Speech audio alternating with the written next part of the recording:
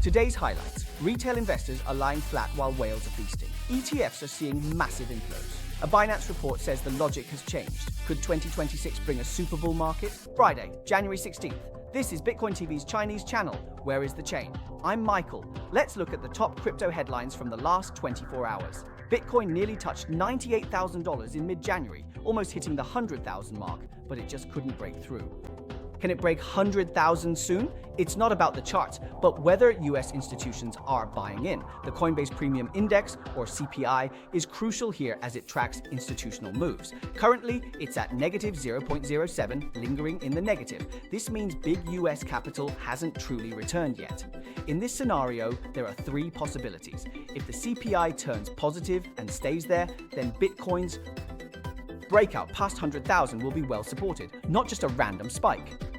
If the CPI stays negative or hovers near zero, the price will likely fluctuate between 90,000 and 100,000 as it consolidates. Unless there's a macro shock or policy outlook worsens, causing institutional exits, the CPI might drop further, otherwise it shouldn't fall much lower.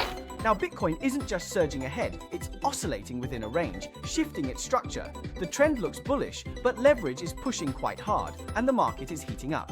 More importantly, the market is no longer led by the same crowd. Crypto quant data shows retail investors are becoming quieter in both futures and spot markets, while whales are active in both. Pricing power is shifting toward big capital. In this whale-dominated landscape, the 90-day spot Takeshi CBD is back to being buyer-led. Buyers are in control and selling pressure is suppressed, so spot supply is being steadily absorbed. However, futures leverage is also rising, indicating localized heat, which means short-term volatility is inevitable. But every dip is being firmly bought up by spot whales, creating a rhythm of you sell, I buy. To know if recent buyers are panic selling or taking profits, look at the profit-loss status of short-term holders, or STHs, when they move coins to exchanges. For weeks, they were mostly selling at a loss, classic panic selling and passive stop losses as sentiment collapsed.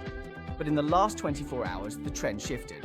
STHs are starting to profit, with the largest gain during this volatility, and the price is slowly creeping up. Historically, this shift from loss to profit-taking often happens late in a local rally, suggesting short-term traders are locking in gains rather than new demand entering. So the current signal looks like short-term profit-taking. For the price to keep climbing, the spot market must absorb this selling pressure. If it holds, there's hope. If not, we'll likely see a pullback. Please like and subscribe for the latest money-making news in crypto, blockchain, and mining. I want to tell our new viewers that BTV is here to help you sort through all the news in the Web3 world every day. Our news headlines and information highlights are designed to help you quickly build an understanding of Web3. As they say, you can't make money beyond your level of understanding. How is that understanding built? It's built bit by bit through daily news analysis, your sense of security, and your convictions. Alright, for today's top story, let's look at the crypto market in 2025. This start hasn't been easy, has it? Remember that flash crash last October? Everyone realized that the so-called decentralized world you believed in wasn't so decentralized after all. A single exchange could harvest all the liquidity in the entire crypto circle. Without a doubt, this was a case of one bad actor causing global suffering. So as you can see, ETF funds started flowing out and retail and institutional investors were afraid to enter the market. Bitcoin even dropped 6% for the year, actually losing out to gold and silver. But what I want to tell everyone is that this kind of wrongdoing won't last forever. The industry's cancers will definitely be removed. The crypto market can't stay on a downward trend forever, so there's no need to be so pessimistic. Once the irrational positions are cleared out, capital will find a safe and compliant channel to return. So ETFs are a very reliable choice. This market recovery will most likely start with ETFs. Data shows that the 12 Bitcoin spot ETFs in the U.S. market saw a single-day net inflow of about $753 million, a new high since the October 2025 flash crash. Among them, Fidelity's FBTC attracted $351 million in a single day, becoming the main force of this round of capital inflow. We're seeing a gradual rebuilding from this liquidity event we had on October 10th. The market makers are getting more comfortable with their risk parameters, adding risk back into the market. We're seeing retail sentiment catch up to what we know on the institutional side, so retail sentiment catching up to institutional momentum, and really we're just seeing the mean reversion trade I talked about. Bloomberg ETF analyst Eric Balchunas pointed out that the scale and sustainability of ETF inflows have become key variables affecting Bitcoin's price trend at this stage. This recovery isn't just happening with Bitcoin. Ethereum spot ETFs also recorded a single-day net inflow of about $130 million. ETH has risen about 13% year-to-date. However, looking at it from a weekly perspective, capital allocation still leans toward tentative positioning. So, structurally, this round of inflow looks more like ETF confidence just coming out of the ICU, cautiously signaling a start. Where is the money going? It's moving into ETFs first, avoiding high-risk contracts and high leverage, and no longer rushing into altcoins. So, the current intent of capital is stability and compliance. But honestly, if you didn't use high leverage or play with high multiplier contracts this time, how could you be harvested or liquidated? Spot holders actually made steady gains during this crash because the entry points became lower. A dip is a gift. In the 2025 crypto market, Bitcoin hit new highs countless times, but the volatility in October wiped out all the gains, leaving many investors feeling quite discouraged. However, Binance Research's report last year already reminded everyone that what truly matters isn't price fluctuations, but that after the institutional hype fades, the regulatory framework will become clearer. In 2026, the crypto narrative will shift from storytelling to being driven by industrial implementation. The report shows that in 2025, new market liquidity didn't come from on-chain activity, but was concentrated in spot ETFs and corporate balance sheets. US Bitcoin spot ETFs have cumulatively attracted over $21 billion. Corporate holdings have surpassed 1.1 million coins, while DeFi protocol revenue reached $16.2 billion.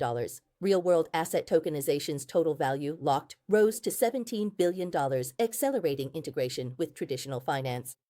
Meanwhile, stablecoin market cap surpassed $300 billion, with annual transactions reaching $33 trillion.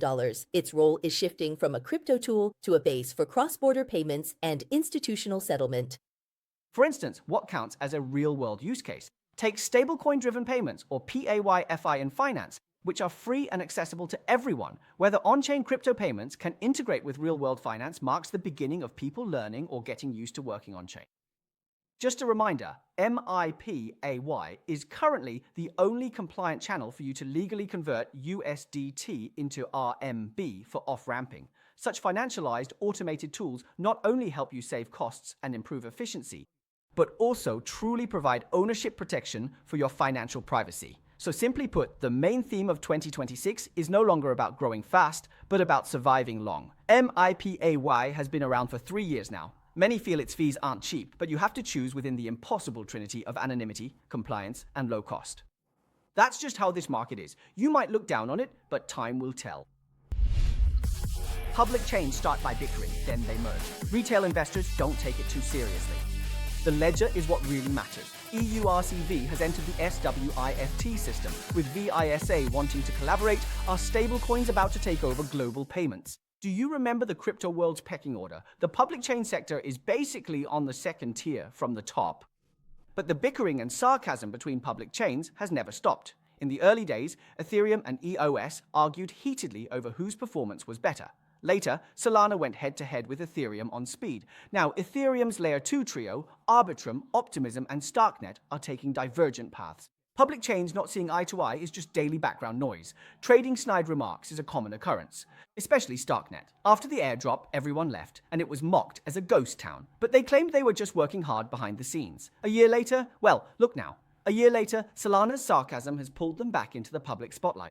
Recently, Solana's official account mocked Starknet for having only 8 daily active users and 10 daily transactions despite its high valuation, saying it should go to 0. Starknet quickly fired back, with Starkware CEO Eli Ben-Sasson retaliating with personal jabs, saying, Solana has only 8 marketing interns and they post 10 tweets a day. He, Yi, Near Protocol, and others in the crypto circle watched and tried to mediate, but netizens soon found the content was copied from a April 2024 user post.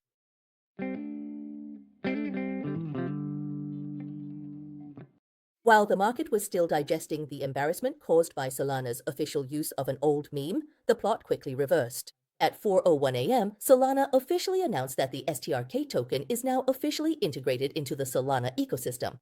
Subsequently, the official accounts of Starknet and Near Protocol retweeted the confirmation simultaneously.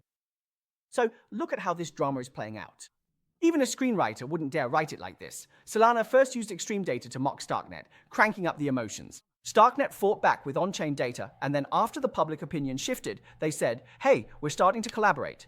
Instantly, the mockery turned into being on the same team. What does this show? Competition between public chains is no longer about technology and ecosystems, but about who can grab attention and who can land a 1-2 punch of collaboration. So for retail investors, the benefit is that information is amplified, forcing you to look at the data and the truth. The downside is that once emotions are amplified, the narrative shifts too quickly, making it easy to panic when mocked and then buy in right at the official announcement. So everyone, remember one thing: public chains bickering is for the market to see. On-chain data is what's for investors. While watching the show, we should check the ledger before placing an order. I don't know if you've noticed, but many old OGs in the crypto world are no longer talking about toppling traditional finance. Instead, everyone is sitting at the same table, figuring out how to play together legally. The most influential is the SWIFT system, that old tradition of the payment world. They've directly announced that in September, they'll be adding a blockchain ledger to their own system. Société Générale and France already issued the Euro stablecoin EURCV on Ethereum back in 2023. In other words, the path and framework for compliance have been laid out, especially now that the MiCA regulation has officially taken effect. The conclusion is very straightforward. It's no longer about whether to comply, but that if you don't, you might not even get a seat at the table. I think that's a definitive work together. Cryptocurrency of all forms, including stablecoins and traditional payment methods, already work together. Recently, SG Forge and Swift jointly completed a tokenized bond settlement test based on the EURCV stablecoin. EURCV is the first MiCA-compliant on-chain settlement asset and is compatible with the Swift system. The test covered stages including issuance, settlement, interest payment, and redemption. SG Forge opened its cost compliance framework to enable the integration of digital assets with traditional financial systems. SG Forge is also a partner in the Swift blockchain ledger project. The system prototype was developed with the participation of Consensus. I don't know if everyone can feel the weight behind this news or just how much influence it has. This news makes one thing clear. On-chain assets are no longer just toys for the blockchain community's own amusement. It can seamlessly integrate into the world's core financial infrastructure, such as the SWIFT system. SWIFT is what all interbank settlements rely on. Now, it's like building a reliable bridge between traditional finance and blockchain, allowing institutions to bring digital assets to the table for large-scale use. So next, will SWIFT's new system use blockchain to let banks share real-time transaction records and automate clearing and compliance rules? This would essentially reshape future financial payment methods. To put it bluntly, it's no longer just testing the waters. Traditional finance is now personally building a highway for on-chain assets. The future financial payment ecosystem will be more disruptive than you can imagine, and it's coming fast. All right, let's look at the news flash. Musk took a hard line against Infighting on X, cutting API access instantly and cutting off power to the sector. Kaito AI took a direct hit, with its token price evaporating 15% in a single day. The market woke up instantly. Pump.Fun put shills into mobile phones. Tokens can be pushed every 6 hours with one-click alerts for all followers, while also upgrading the global shilling leaderboard. Solana Mobile laid out the SKR token issuance list with nearly 2 billion tokens waiting in line. Saga users and developers can check their tiers first so they know where they stand. By late January, they can claim tokens and stake them. XAI explicitly named Li Shuichen for taking Grok 4 source code to OpenAI. It's already in court, and this fire could burn until March. At the scene of Musk's lawsuit against OpenAI, the University of Chicago was said to have crashed in crypto trading, but they didn't actually lose $6 billion. On paper, they only lost $1.5 billion in 2022. What really dragged the school down wasn't crypto, but excessive borrowing and interest snowballing too fast. All right, let's dive deeper. Once you're over 40 and look back at your life, you'll see there are no real enemies. Everyone standing across from you is a teacher. Some are at the podium while others wear the mask of a rival. They strip your innocence, kill your naivety, temper your mind, and harden your resolve. Moment by moment, they teach you to stop blindly trusting the world and others until you truly understand human nature. In life, no path is walked in vain, and no person is met by chance. You either gain something or learn something. It's either success or growth. True maturity isn't about beating someone, but about seeing it all and still choosing to walk forward bravely. So when someone exits your life, don't demand reasons or keep struggling. Just say softly in your heart, "Goodbye, teacher. I've accepted this lesson. Give a like if you understand." Well, that's all for today's show. here are our member benefits. We hope you'll take a look and join our Money Lovers Club. Let's work hard together and get rich slowly. Let's grow our Bitcoin holdings. How about hitting a 8 this year? See you tomorrow.